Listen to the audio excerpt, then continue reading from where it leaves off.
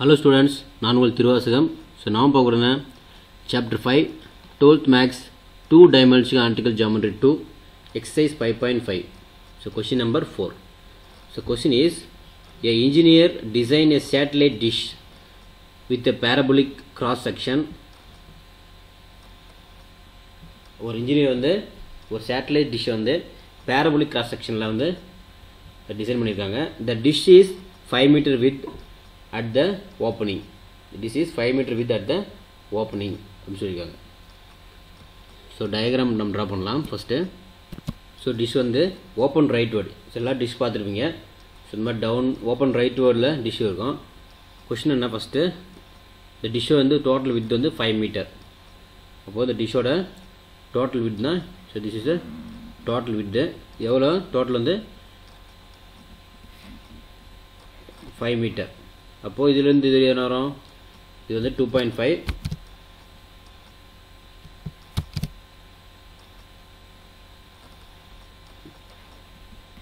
இங்கே 2.5 கிடைக்கும். Okay, next இந்த ஓப்பனிங்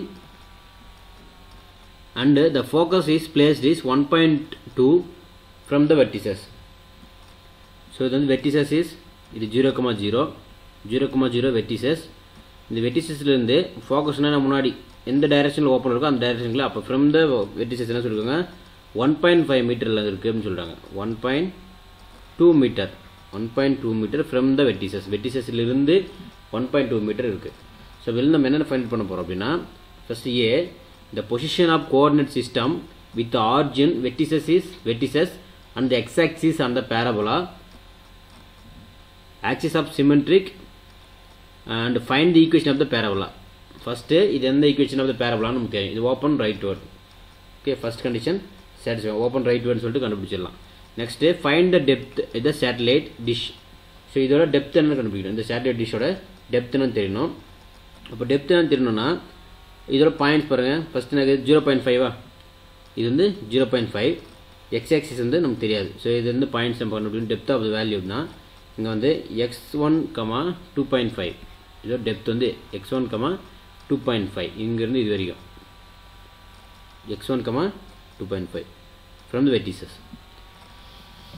ஸோ 1 by 1 தமிழில் வந்து ஒரு பொறியாளர் ஒருவர் குறுக்குவெட்டு பரவளையமாக ஒரு துணைக்கோள் ஏற்பியை, அதாவது டிஷ்ஷு வடிவமைக்கிறார். அதன் ஏற்பி வந்து மேல் பக்கத்தில் 5 மீட்டர் அகலமும் முனையிலிருந்து குவியம், இது முனை, இது குவியம் தூரத்தில் வந்து 1.2 மீட்டர் தூரத்தில் உள்ளது. ஃபஸ்ட்டு முனையை ஆதியாக எக்ஸ்அச்சை பரவளையத்தின் சமச்சீர் அச்சாகவும் கொண்டு அது என்ன பாயிண்ட்ஸ், என்ன பரவளையம், என்ன பேரபோலான்னு கண்டுபிடிக்கணும். அடுத்து முனையிலிருந்து அந்த செயற்கைக்கோள் ஏற்பியின் ஆழம், அதோட ஆழம் டெப்த்து கண்டுபிடிக்கணும்.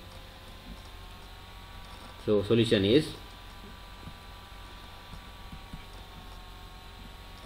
ஸோ தெரியுதுன்னு ஓப்பன் ரைட்வேர்டு தெரியும்.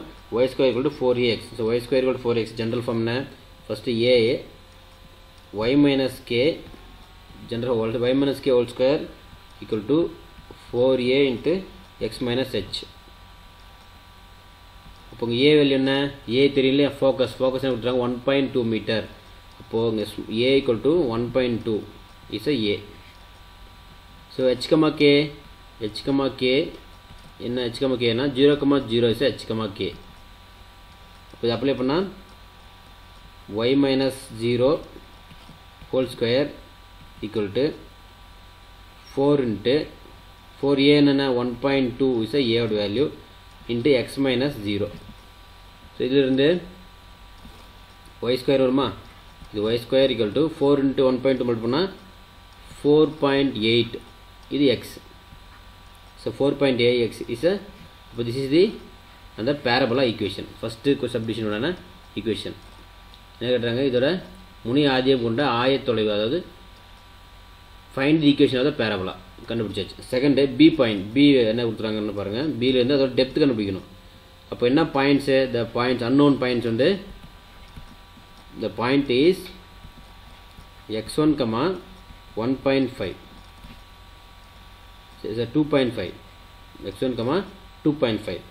ஸோ அப்போ x² வேல்யூ இதில் இந்த கிவன் ஈக்குவேஷன் இதுலேயே இது வந்து எக்ஸா, இது வந்து ஒய்ன்னு எடுத்துக்கிறோம். இந்த ஈக்குவேஷன் அப்ளை பண்ணுங்கள். அப்ளை பண்ணும்போது இங்கே வந்து y² = 4.8x y square என்ன 2.5 2.5 whole square equal to 4.8 into x1.